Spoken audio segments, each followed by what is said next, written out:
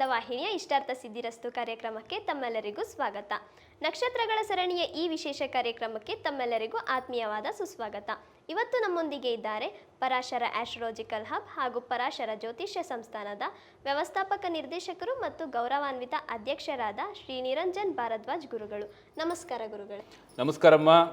ಶ್ರೀಗಂಧ ವಾಹಿನಿಯ ಸಮಸ್ತ ವೀಕ್ಷಕರಿಗೂ ನಮಸ್ಕಾರಗಳು. ವೀಕ್ಷಕರೇ, ಈ ಭರಣಿ ನಕ್ಷತ್ರದಲ್ಲಿ ಹುಟ್ಟಿರ್ತಕ್ಕಂತಹ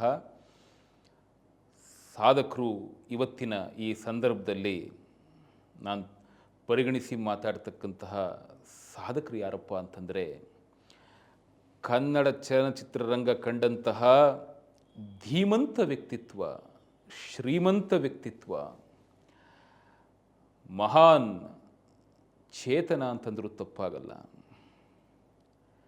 ನೋಡಿ, ಇವರೂ ಸಹ ಬದುಕಿದ್ದು ಬಹಳ ಒಂದು ರೀತಿ ಕಡಿಮೆ ವರ್ಷಗಳೇ ಆದರೂ,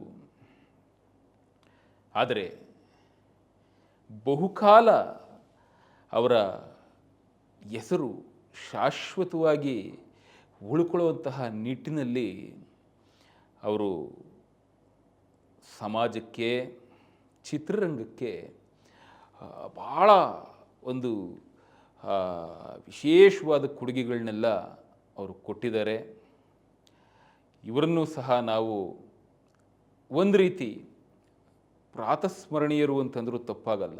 ಅಂದರೆ ಆ ಪ್ರಾತಸ್ಮರಣೀಯರ ಒಂದು ಲಿಸ್ಟ್ಗೆ ಇವರನ್ನು ಸಹ ನಾವು ಸೇರಿಸ್ಬೋದು. ಅನೇಕ ಚಿತ್ರರಸಿಕ ವೃಂದ ಈ ಮಹಾನುಭಾವರನ್ನು ಒಂದು ರೀತಿ ಪ್ರಾತಸ್ಮರಣೀಯರಾಗಿ ಸ್ಮರಣೆ ಮಾಡ್ತಕ್ಕಂತಹ ವಿಚಾರ ಇವತ್ತಿಗೂ ಇದೆ, ಮುಂದೆನೂ ಇರುತ್ತೆ. ಅಂಥ ಮಹಾನುಭಾವರಾದಂತಹ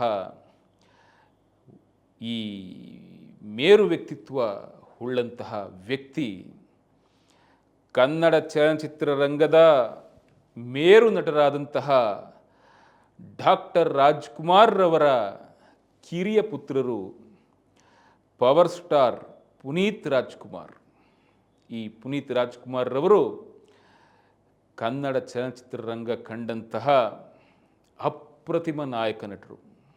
ಇಂಥ ನಾಯಕ ನಟರನ್ನು ಪಡೆದಂತಹ ಚಿತ್ರರಂಗವೇ ಧನ್ಯ ಅಂತ ಹೇಳ್ತಕ್ಕಂತಹ ಅದೆಷ್ಟೋ ಚಿತ್ರರಸಿಕರು ಅವರ ವಿಶೇಷಕರವಾದಂತಹ ಚಿತ್ರಗಳನ್ನು ವೀಕ್ಷಿಸಿ ಈ ಕೌಟುಂಬಿಕ ಹಿನ್ನೆಲೆಯಲ್ಲಿ, ಸಾಮಾಜಿಕ ಹಿನ್ನೆಲೆಯಲ್ಲಿ ಅನೇಕ ಕಥಾಹಂದರಗಳನ್ನು ಉಳ್ಳಂತಹ ವಿಶೇಷ ಸಿನಿಮಾಗಳನ್ನು ಮಾಡಿದಂತಹ ಮಹಾನುಭಾವ. ಹಾಗಾಗಿ ಈ ವ್ಯಕ್ತಿ ಏನು ಅವರು ಮಾಡಿದಂಥ ಕೆಲಸ ನಿಜವಾಗ್ಲೂ ಅವರು ಬದುಕಿದ್ದಂತಹ ಅವಧಿಯಲ್ಲಿ ಅವರಿಗೆ ಮತ್ತು ಕೆಲ ಅವರ ಆತ್ಮೀಯರಿಗೆ ಗೊತ್ತಿತ್ತು ಅನಿಸುತ್ತಷ್ಟೇ. ಬಟ್ ಅವರ ಏನು ಒಂದು ಅಕಾಲಿಕವಾದಂತಹ ಒಂದು ಮರಣ ಸಂಭವಿಸಿದಂತಹ ಸಂದರ್ಭದ ನಂತರದ ಒಂದು ಕಾಲದಲ್ಲಿ ಈ ಪುಣ್ಯಾತ್ಮ ಎಂತೆಂಥ ಕೆಲಸ ಮಾಡಿದಾರಪ್ಪ ಅಂತ ಅದೆಷ್ಟೋ ಜನ ಏನು ಅವರಿಂದ ಸಹಾಯ ಪಡೆದಿದ್ದಂತಹ ಅದೆಷ್ಟೋ ಮಂದಿ ಅವರು ಪಾಪ ವಾಲಂಟರಿಲಿ ಹೇಳ್ಕೊಂಬಂದರು, ಈ ಪುಣ್ಯಾತ್ಮ ನನಗೆ ಈ ಸಹಾಯ ಮಾಡಿದರು, ನನಗೆ ಈ ರೀತಿ ಸವಲತ್ತನ್ನು ಸೌಕರ್ಯಗಳನ್ನೆಲ್ಲ ಅವರು ಮಾಡಿಕೊಟ್ಟಿದ್ದರು ಅಂತ ಹೇಳಿ ಅಷ್ಟೆಲ್ಲ ಪಾಪ ಹೇಳಿದ್ರು. ಹಾಗೆ ಒಂದು ರೀತಿಯಾದಂತಹ ದಾಖಲೆ ಮೈಸೂರಿನಲ್ಲಿ ಏನು ಅವರು ಒಂದು ಆಶ್ರಮವನ್ನು ಅವರ ತಾಯಿಯವರು ಹಾಗೆ ಅವ್ರ ತಂದೆಯವರು ಇದ್ದಂಥ ಕಾಲದಿಂದಲೂ ಸಹ ಅದನ್ನು ಏನು ನಡೆಸ್ಕೊಂಬರ್ತಾಯಿದ್ರು. ಆ ಒಂದು ಆಶ್ರಮದಲ್ಲಿ ವಿಶೇಷವಾಗಿ ಹೆಣ್ಣುಮಕ್ಕಳಿಗೆ ಪಾಪ ಅವರು ಏನು ಒದಗಿಸಿದ್ರು ಆ ಸವಲತ್ತು ಸೌಕರ್ಯಗಳು, ಅವರ ಒಂದು ಏನು ಆ ಆಶ್ರಮದಲ್ಲಿ ಆ ಹೆಣ್ಮಕ್ಳಿಗೆ ಅವ್ರಿಗೆ ಒಂದು ಸಶಕ್ತವಾದಂತಹ ಒಂದು ವಿಚಾರದಲ್ಲಿ ಚೈತನ್ಯವನ್ನು ತುಂಬಿದ್ರು. ಆ ಒಂದು ಶಕ್ತಿಧಾಮ ಅನ್ನುವಂತಹ ಒಂದು ವಿಚಾರ ನಿಜವಾಗ್ಲೂ ಅವೆಲ್ಲ ನೆನೆಸ್ಕೊಂಡ್ರೆ ನಮಗೆ ಅನಿಸುತ್ತೆ, ಏನಪ್ಪ ಎಷ್ಟೆಲ್ಲ ಕೆಲಸಗಳನ್ನ ಅವರು ಮಾಡ್ಕೊಂಬಂದಿದ್ದಾರೆ. ಹಾಗೆ ಅನಾಥರಿಗೆ, ಹಾಗೆ ಅದರಲ್ಲೂ ಅನಾಥ ಹೆಣ್ಣುಮಕ್ಕಳನ್ನು ಅವರು ಸಾಕಿರ್ತಕ್ಕಂಥದ್ದು, ಅಬಲೆಯರನ್ನ ಅವರು ರಕ್ಷಣೆ ಮಾಡಿರ್ತಕ್ಕಂಥದ್ದು. ಹಾಗೆ ಆ ಆಶ್ರಮದಲ್ಲಿ ಅನೇಕ ಜನ ಪಾಪ ಅವರೇನು ಹೆಣ್ಮಕ್ಳು ಅವರ ಜೀವನವನ್ನು ಪರಿವರ್ತನೆ ಮಾಡಿಕೊಂಡು ಬೇರೊಂದು ಕಡೆಯಿಂದ ಅವರು ಅಲ್ಲಿ ಬಂದಿರತಕ್ಕಂಥದ್ದು. ಹೀಗೆ ನಾನಾ ರೀತಿಯಾಗಿ ನಿಜವಾಗ್ಲೂ ಹೇಳಬೇಕು ಅಂತಂದರೆ ಹೆಣ್ಣು ಮಕ್ಕಳ ಒಂದು ಸಂರಕ್ಷಣೆಗಾಗಿ ಪಾಪ ಅವರು ಎಷ್ಟು ಕೆಲಸ ಮಾಡಿದ್ರು. ಇದೆಲ್ಲ ನಮಗೆ ತದನಂತರದ ಸಂದರ್ಭದಲ್ಲಿ, ಅಂದರೆ ಅವರ ಕಾಲವಾದ ನಂತರದ ಸಂದರ್ಭದಲ್ಲಿ ಇಷ್ಟೆಲ್ಲ ನಮಗೆ ತಿಳಿಯೋ ಥರ ಆಯಿತು. ನಿಜವಾಗ್ಲೂ ಅನೇಕ ದಾನ ಧರ್ಮಗಳನ್ನು ಮಾಡಿ ಈ ಪುಣ್ಯಾತ್ಮ ಏನು ಅವರು ತೀರು ಹೋದ ನಂತರ ಭಾಳ ಅಜರಾಮರವಾದಂತಹ ಒಂದು ಹೆಸರನ್ನು ಪಡೆಯುವಂಥವರಾದರು. ನಿಜವಾಗಲೂ ಬಹುವಾಗಿ ವಿಶೇಷವಾಗಿ ನಾವು ಈ ಎಲ್ಲ ವಿಚಾರಗಳನ್ನು ಅವರು ಏನು ಮಾಡಿ ಹೋಗಿದ್ದಾರೆ ಅದನ್ನು ನಾವು ನೆನೆಸ್ಕೊಳ್ಳೋದ್ರ ಜೊತೆಗೆ ಖಂಡಿತವಾಗ್ಲೂ ನಾವು ಅದನ್ನೆಲ್ಲ ಶ್ಲಾಘಿಸಬೇಕು.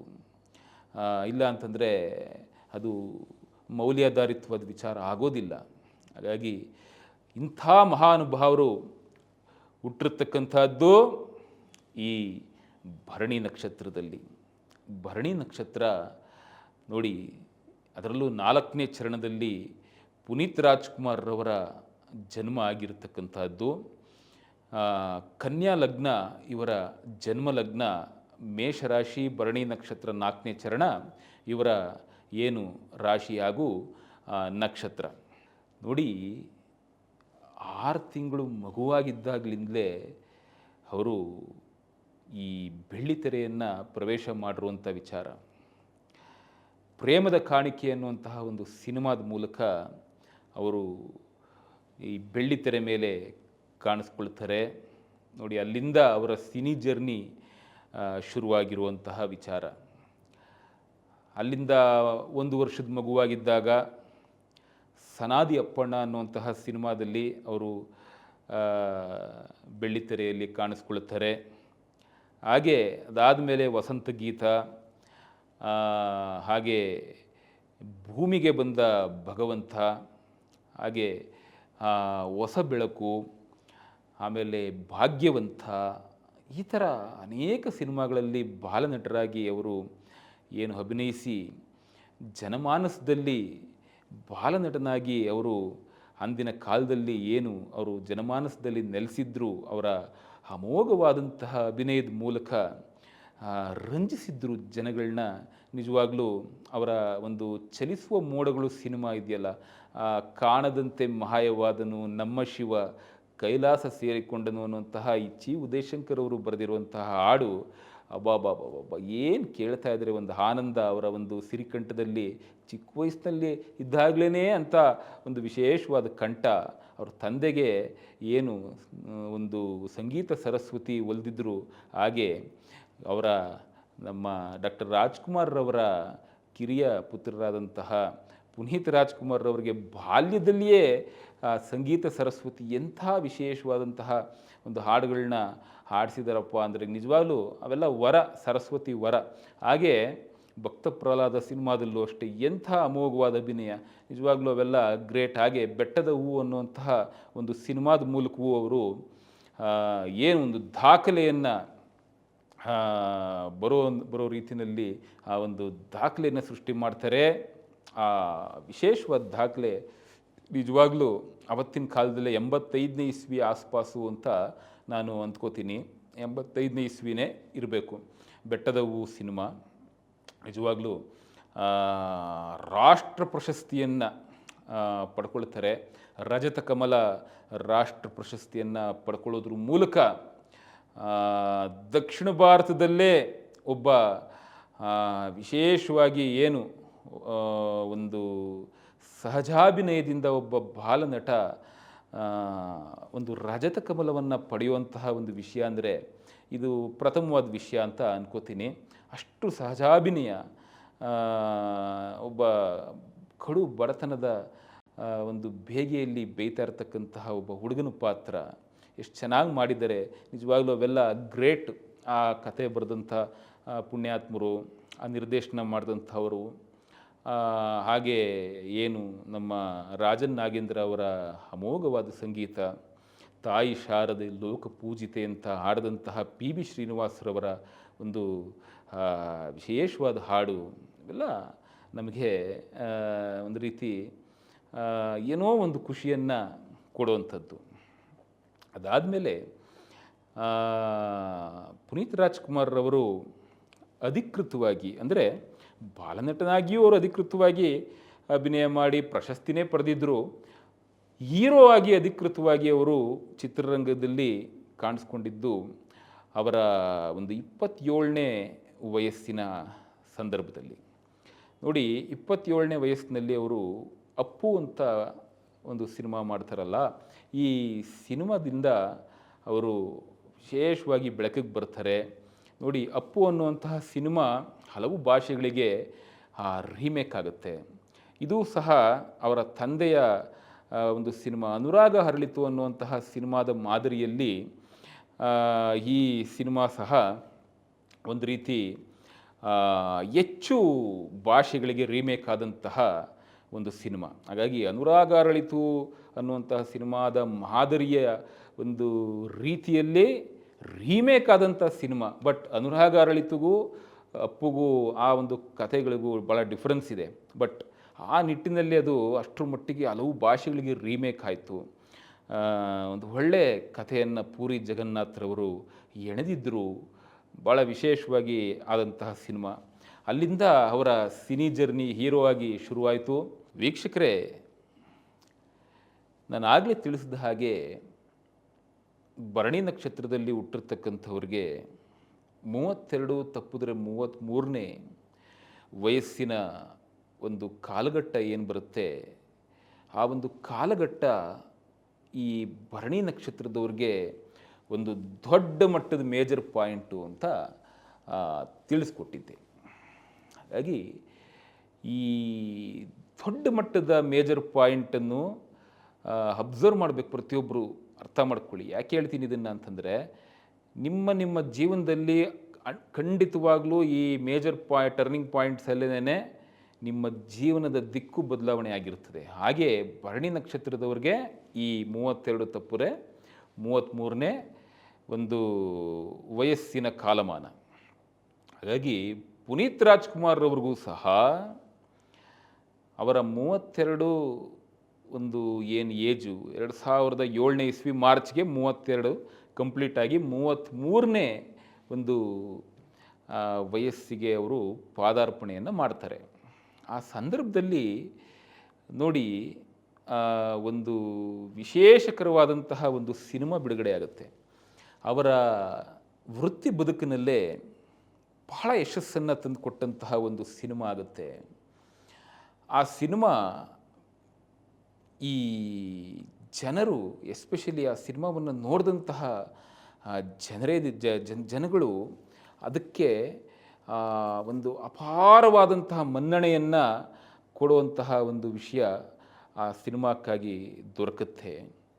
ನೋಡಿ, ಆ ಸಿನಿಮಾ ಬೇರೆ ಯಾವುದೂ ಅಲ್ಲ, ಈ ಪುನೀತ್ ರಾಜ್ಕುಮಾರ್ರವರು ಹಾಗೆ ಪಾರ್ವತಿ ಎನ್ನುವಂತಹ ಉದಯೋನ್ಮುಖ ನಟಿ ಆ ಸಿನಿಮಾದಿಂದ ತನ್ನ ಒಂದು ವೃತ್ತಿ ಬದುಕನ್ನು ಪ್ರಾರಂಭ ಮಾಡಿದಂತಹ ನಟಿ. ಅವರಿಬ್ಬರು ಏನು ಅಭಿನಯ ಮಾಡ್ತಾರೆ, ಆ ಒಂದು ಸಿನಿಮಾ ಏನು ಬರುತ್ತೆ, ಆ ಸಿನಿಮಾ ಮಿಲನ ಅನ್ನುವಂತಹ ಒಂದು cinema.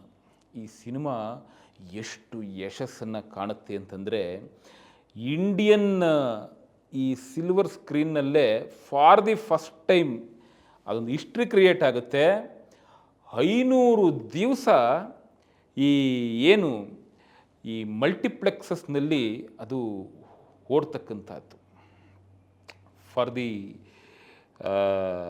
First time in the Indian cinema history ಯಾವುದೇ ಸಿನಿಮಾ ಸಹ 500 ದಿನಗಳ ಸತತ ಪ್ರದರ್ಶನವನ್ನು ಮಲ್ಟಿಪ್ಲೆಕ್ಸಸ್ನ ಸಿಲ್ವರ್ ಸ್ಕ್ರೀನ್ನಲ್ಲಿ ಅದು ಅದು ಕಂಡಿರಲಿಲ್ಲ ಇನ್ನು ಯಾವುದೇ ಸಿನಿಮಾನು.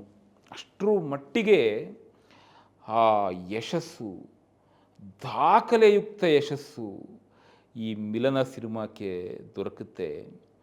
ನಿಜಕ್ಕೂ ಅದೊಂದು ಒಂಥರ ರಿಮಾರ್ಕಬಲ್ ಅಚೀವ್ಮೆಂಟ್, ಅದು ಒಂಥರ ಅದು ದಾಖಲೆ. ಹಾಗಾಗಿ ಈ ದಾಖಲೆಯನ್ನು ಬರೆದಂತಹ ಸಿನಿಮಾ ಅವರ ವೃತ್ತಿ ಬದುಕಿನಲ್ಲಿ, ಪುನೀತ್ ರಾಜ್ಕುಮಾರ್ರವರ ಒಂದು ವೃತ್ತಿ ಬದುಕಿನಲ್ಲಿ ಎಂಥ ತಿರುವನ್ನು ಕೊಡುತ್ತೆ ಅಂತಂದರೆ, ನಿಜವಾಗ್ಲೂ ಅವರ ಸ್ಟಾರ್ಡಮ್ಮು ಭಾಳ ಅಧಿಕವಾಗುತ್ತೆ. ನಿಜಕ್ಕೂ ಅದೊಂದು ಮೇಜರ್ ಟರ್ನಿಂಗ್ ಪಾಯಿಂಟು. 32 ವರ್ಷಗಳು ಕಂಪ್ಲೀಟ್ ಆದಮೇಲೆ 33ನೇ ವಯಸ್ಸಿಗೆ ಅವರು ಕಾಲಿಟ್ಟಾಗ ಈ ದೊಡ್ಡ ಮಟ್ಟದ ಟರ್ನಿಂಗ್ ಪಾಯಿಂಟು ಸಿಗುತ್ತೆ. ಅಷ್ಟೂ ಯಶಸ್ಸು ಅವ್ರಿಗೆ ಸಿಗ್ತಕ್ಕಂಥದ್ದು.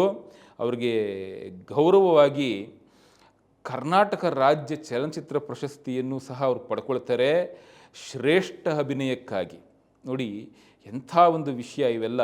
ನಿಜಕ್ಕೂ ಆ ಮೇಜರ್ ಟರ್ನಿಂಗ್ ಪಾಯಿಂಟ್ ಏನಿದೆ, ಇಷ್ಟೆಲ್ಲ ಒಂದು ಗೌರವಗಳನ್ನ, ಯಶಸ್ಸನ್ನು, ಕೀರ್ತಿಯನ್ನು ಒಂದು ಸಿನಿಮಾದಿಂದ ಕೊಡುತ್ತೆ ಅಂದರೆ ನಿಜಕ್ಕೂ ಅವರ ಅಭಿನಯ ಎಷ್ಟು ಮೆಚ್ಯೂರ್ಡ್ ಆ್ಯಕ್ಟಿಂಗ್ ಅಂದರೆ, ಒಂದು ರೀತಿ ಅವ್ರನ್ನ ಇಷ್ಟಪಡದೇ ಇರೋವಂತಹ ಹುಡುಗಿಯನ್ನು ಒಂದು ಹ್ಯಾಂಡ್ಲ್ ಮಾಡ್ತಕ್ಕಂಥದ್ದು, ಆ ಹುಡುಗಿಯ ಮನಸ್ಸಿಗೆ ನೋವು ಕೊಡದೇ ಇರುವಂತಹ ರೀತಿಯಲ್ಲಿ ಅವಳನ್ನ ಒಂದು ರೀತಿ ಸಂಭಾಳಿಸ್ಕೊಂಡು ಹೋಗ್ತಕ್ಕಂತಹ ವಿಚಾರ, ಇವು ನಿಜಕ್ಕೂ ಆ ಒಂದು ಫಿಕ್ಟಿಷಿಯಸ್ ಸ್ಟೋರಿ ಇರ್ಬೋದದು, ಅದು ಕಾಲ್ಪನಿಕ ಕಥೆ ಇರ್ಬೋದು. ಒಂದು ಚಿತ್ರವಾಗಿ ಅದು ಮೂಡಿ ಬಂದಾಗ ನಿಜಕ್ಕೂ ನಾವು ತೆರೆ ಮೇಲೆ ಅದನ್ನು ಕಾಣ್ತಾ ಇರ್ತೀವಿ, ಆ ಒಂದು ಚಿತ್ರವನ್ನು ನೋಡ್ತಾ ಇರ್ತೀವಿ ಎಂದಾಗ ನಮ್ಮಲ್ಲಿ ಆ ಚಿತ್ರದ ಕಥೆಯ ಬಗ್ಗೆ, ಆ ಒಂದು ಕಥೆಯ ಎಳೆಗಳ ಬಗ್ಗೆ ಒಂದು ಮನಸ್ಸಿಟ್ಟು ನಾವು ಅದನ್ನು ಆಸ್ವಾದಿಸಿ ಆ ಕಥೆಯನ್ನು ನಾವು ಪರದೆ ಮೇಲೆ ಏನು ಅವರ ಪಾತ್ರಗಳ ಮೂಲಕ, ಅವರ ಅಮೋಘವಾದ ನಟನೆಯ ಮೂಲಕ ನಾವು ಅದನ್ನು ಆಸ್ವಾದಿಸ್ತಾ ಇರ್ತೀವಿ ಅಂತಂದರೆ ಎಷ್ಟು ಅದ್ಭುತವಾಗಿ ಅವರು ಅಭಿನಯ ಮಾಡಿದ್ದಾರೆ. ನಿಜಕ್ಕೂ ಅದೊಂದು ಒಳ್ಳೆಯ ಸಿನಿಮಾ. ನನಗೂ ಭಾಳ ಆ ಸಿನಿಮಾ ಇಷ್ಟ ಆದಂಥದ್ದು. ನಾನು ಅನೇಕ ಬಾರಿ ಆ ಸಿನಿಮಾ ನೋಡಿದಾಗ ಪುನೀತ್ ರಾಜ್ಕುಮಾರ್ ಅವರು ಎಷ್ಟು ಚೆನ್ನಾಗಿ ಅಭಿನಯ ಮಾಡಿದಾರಪ್ಪ ಅಂತ ನನಗೆ ನಿಜಕ್ಕೂ ಒಂಥರ ಖುಷಿ ಕೊಟ್ಟಂಥ ಸಿನಿಮಾ. ಗ್ರೇಟ್, ಅದು ಒಳ್ಳೆಯ ಸಿನಿಮಾ. ನೋಡಿ ಆ ಸಿನಿಮಾದಿಂದ ಅವರ ವೃತ್ತಿ ಬದುಕು ಬೇರೊಂದು ದಿಕ್ಕಿನೆಡೆಗೆ ಅವ್ರನ್ನ ಕರ್ಕೊಳ್ತಾ ಹೋಗುತ್ತೆ, ಒಂದು ಯಶಸ್ಸಿನ ದಿಕ್ಕಿನೆಡೆಗೆ ಸಾಗಿಸ್ತಾ ಹೋಗುತ್ತೆ. ನಿಜಕ್ಕೂ ಅದೊಂದು ಒಳ್ಳೆ ತಿರುವು. ಅದಾದಮೇಲೆ ಸಾಕಷ್ಟು ಉತ್ತಮವಾದಂತಹ ಸಿನಿಮಾಗಳನ್ನ ಅವರು ಒಂದು ಚಿತ್ರರಸಿಕರಿಗೆ ಕೊಡ್ತಾ ಬರ್ತಾರೆ. ಕಡೆಯದಾಗಿ ಅವರು ಏನು ಅಭಿನಯಿಸಿದಂತಹ ಒಂದು ಸಿನಿಮಾ ಅಂದರೆ, ಅವರಿದ್ದಾಗಲೇ ಅವರು ಅಭಿನಯಿಸಿದಂಥ ಸಿನಿಮಾ ಬಿಡುಗಡೆ ಆದಂಥದ್ದು ಅಂದರೆ ಅದು ಯುವರತ್ನ ಅನ್ನುವಂಥ ಸಿನಿಮಾ. ಯುವ ಪೀಳಿಗೆಯಲ್ಲಿ ಒಂದು ಮಹತ್ವಾಕಾಂಕ್ಷೆಯನ್ನು ಬಿತ್ತಿದಂತಹ ಒಂದು ಸಿನಿಮಾ. ನಿಜಕ್ಕೂ ಅದು ಒಂದು ಒಳ್ಳೆಯ ಸಿನಿಮಾನೇ. ಪಾಪ ಅವರ ಒಂದು ಈ ಅಕಾಲಿಕವಾದಂಥ ಮರಣ ನಿಜಕ್ಕೂ ಚಿತ್ರರಂಗದ ಗಣ್ಯರಿಗೂ ಹಾಗೆ ಪ್ರೇಕ್ಷಕರಿಗೂ ಅವರನ್ನು ಆರಾಧಿಸಿದಂತಹ ಮಹಾನುಭಾವರು ಯಾರ್ಯಾರಿದ್ರಿ, ಅಭಿಮಾನಿ ದೇವರುಗಳು ಎಲ್ಲರಿಗೂ ಸಹ ಅದು ಒಂದು ರೀತಿ ಭರಿಸಲಾದಂತಹ ಒಂದು ದುಃಖ. ಭರಿಸಲು ಇವತ್ತಿಗೂ ಆಗ್ತಾ ಇಲ್ಲ ಅನ್ನೋಷ್ಟರ ಮಟ್ಟಿಗೆ ಅದು ದುಃಖ ಈಗಲೂ ಅದು ಒಂದು ರೀತಿ ಎಲ್ಲರ ಮನಸ್ಸಿನಲ್ಲಿ ಇದೆ ಅಂತಂದರೆ ತಪ್ಪಾಗಲಾರ್ದು. ಭಗವಂತ ನಿಜಕ್ಕೂ ಅವರ ಇಂಥ ಉತ್ತಮವಾದಂತಹ ವ್ಯಕ್ತಿಗಳ ಆತ್ಮಕ್ಕೆ ಭಗವಂತ ಚಿರಶಾಂತಿಯನ್ನು ನೀಡಲಿ. ನಿಜಕ್ಕೂ ಅವರ ಕಾಲವಾದ ನಂತರ ಬಂದಂತಹ ಇನ್ನೊಂದು 2 ಸಿನಿಮಾಗಳು, ಜೇಮ್ಸ್ ಅಂತ ಒಂದು ಸಿನಿಮಾ ಮತ್ತು ಗಂಧದ ಗುಡಿ ಎನ್ನುವಂತಹ ಒಂದು ಈ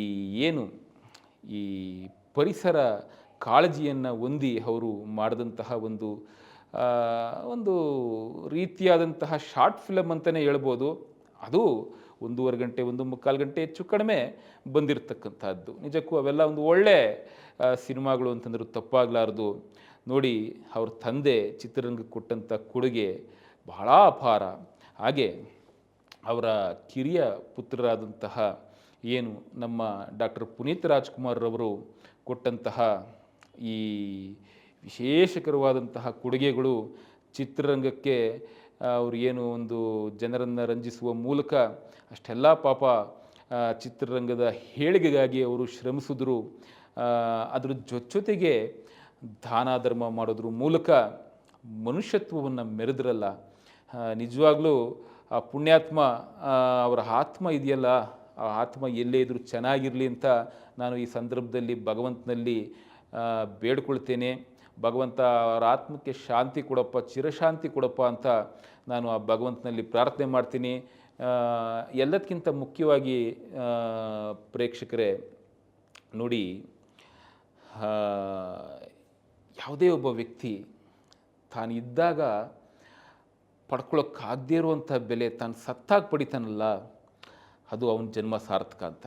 ಹಾಗಾಗಿ ಸತ್ತಾಗ ಇಂಥ ಒಬ್ಬ ವ್ಯಕ್ತಿ ಇದ್ನಪ್ಪ, ಇಂಥ ಒಬ್ಬ ವ್ಯಕ್ತಿ ಇದ್ದು ಇಷ್ಟೆಲ್ಲ ಕೆಲಸ ಮಾಡಿ ಹೋಗಿ ಎಷ್ಟೋ ಜನಕ್ಕೆ ಅವನು ಇನ್ಸ್ಪಿರೇಷನನ್ನು ಒಂದು ರೀತಿ ಕೊಟ್ಟಿದ್ದಾನೆ. ಅಂದರೆ ಇನ್ಸ್ಪೈರ್ ಮಾಡಬೇಕು ನಾವು ಯಾವತ್ತೂ ಅಷ್ಟೇ. ಸಾಧ್ಯವಾದರೆ ಮತ್ತೊಬ್ಬರಿಗೆ ಆದರ್ಶಪ್ರಾಯವಾಗಿ ನಾವು ಕಾಣಬೇಕಾಗ್ತದೆ. ಆ ರೀತಿ ನಾವು ನಮ್ಮ ಜೀವನವನ್ನು ಕಟ್ಕೊಂಡಿದ್ದೇ ಆದರೆ ನಮ್ಮ ಜನ್ಮ ಸಾರ್ಥಕ ಅನ್ನೋದರಲ್ಲಿ ಬೇರೊಂದು ಮಾತಿಲ್ಲ. ಭಗವಂತ ಎಲ್ಲರಿಗೂ ಒಳ್ಳೇದು ಮಾಡಲಿ. ನೋಡಿ, ಪುನೀತ್ ರಾಜ್ಕುಮಾರ್ರವರ ಒಂದು ಅಕಾಲಿಕ ನಿಧನ ತುಂಬಲಾರದ ನಷ್ಟ. ಎಲ್ಲದಕ್ಕಿಂತ ಮುಖ್ಯವಾಗಿ ಒಬ್ಬ ಉತ್ತಮವಾದ ಮನುಷ್ಯನನ್ನು ಈ ಭೂಮಿ ಕಳ್ಕೊಳ್ತಲ್ಲ ಅನ್ನುವಂಥದ್ದು ಒಂದು ರೀತಿ ನೆನೆಸ್ಕೊಂಡಾಗೆಲ್ಲ ಮರುಕಪಡ್ತಕ್ಕಂತಹ ಒಂದು ವಿಷಯ. ಒಟ್ಟಾರೆ ಏನು ಈ ಸಂದರ್ಭದಲ್ಲಿ ನಾನು ಹೇಳಲಿಕ್ಕೆ ಇಷ್ಟಪಡ್ತೀನಿ ಅಂದರೆ, ಜನ್ಮ ಅನ್ನುವಂಥದ್ದು, ಮನುಷ್ಯ ಜನ್ಮ ಅನ್ನುವಂಥದ್ದು ನೋಡಿ, ಇದು ಭಗವಂತ ಬಹಳ ವಿರಳವಾಗಿ ಕೊಡ್ತಕ್ಕಂಥದ್ದು. ಎಷ್ಟೋ ಜನ್ಮ ಸಂಕುಲಗಳಲ್ಲಿ ನಾವು ಬರಬೇಕಾಗ್ತದೆ. ಹಲವು ಏನು ಜೀವ ಸಂಕುಲತೆಗಳಲ್ಲಿ ನಾವು ಆ ಜನ್ಮ ತಾಳ್ಕೊಂಡು ಬಂದು ಆ ಜನ್ಮಗಳನ್ನ ನಾವು ಕಳ್ಕೊಂಡು ಮನುಷ್ಯನ ಜನ್ಮ ಪಡ್ಕೊಂಡಿರ್ತೀವಿ. ಒಳ್ಳೆಯದು ಅಂತ ಅನಿಸ್ಕೊಂಡೇ ನಾವು ಹೋಗಬೇಕಾಗ್ತದೆ. ಹಾಗಂತ ಕೆಟ್ಟದ್ರ ವಿರುದ್ಧ ನೀವು ಬಂಡಾಯ ಸಾರದೆ ಮಾತ್ರ ಇರಬೇಡಿ. ಕೆಟ್ಟದ್ರ ವಿರುದ್ಧ ಬಂಡಾಯ ಸಾರ್ಕೊಂಡೇನೇ ಒಳ್ಳೆಯದನ್ನ ರಕ್ಷಣೆ ಮಾಡಿ, ಇದು ಮೂಲೋದ್ದೇಶವಾಗಬೇಕು. ಹಾಗಾಗಿ ಒಟ್ಟಾರೆ ಭರಣಿ ನಕ್ಷತ್ರದವರು ಏನು ಇಂಥ ಒಂದು ವ್ಯಕ್ತಿಯ ಒಂದು ತಮಗೆ ಒಂದು ನಿದರ್ಶನ ಕೊಟ್ಟೆ. ಈ ನಿದರ್ಶನದೊಂದಿಗೆ ನೀವು ಅರ್ಥ ಮಾಡ್ಕೋಬೇಕಾಗಿರೋದೇನಪ್ಪ ಅಂತಂದರೆ, ಉತ್ತಮವಾದಂತಹ ವೈಚಾರಿಕತೆ, ಮನೋಧರ್ಮ, ಹಾಗೆ ಉತ್ತಮವಾದ ಭಾವನೆ ಭರಣಿ ನಕ್ಷತ್ರದವ್ರನ್ನ ಸಾರ್ವಕಾಲಿಕವಾಗಿ ಮೆರೆಸುತ್ತೆ, ಅಜರಾಮರವಾಗಿ ಅವ್ರ ಹೆಸರು ಉಳ್ಕೊಳ್ಳೋಂಗೆ ಮಾಡುತ್ತೆ. ಅದಕ್ಕೆ ಸಾಕ್ಷಿಯೇ ಈ ನಮ್ಮ ಕರ್ನಾಟಕ ರತ್ನ ಅಂತ ಅನಿಸ್ಕೊಂಡಿರ್ತಕ್ಕಂತಹ ಏನು ದಿವಂಗತ ಡಾಕ್ಟರ್ ಪುನೀತ್ ರಾಜ್ಕುಮಾರ್ರವರು.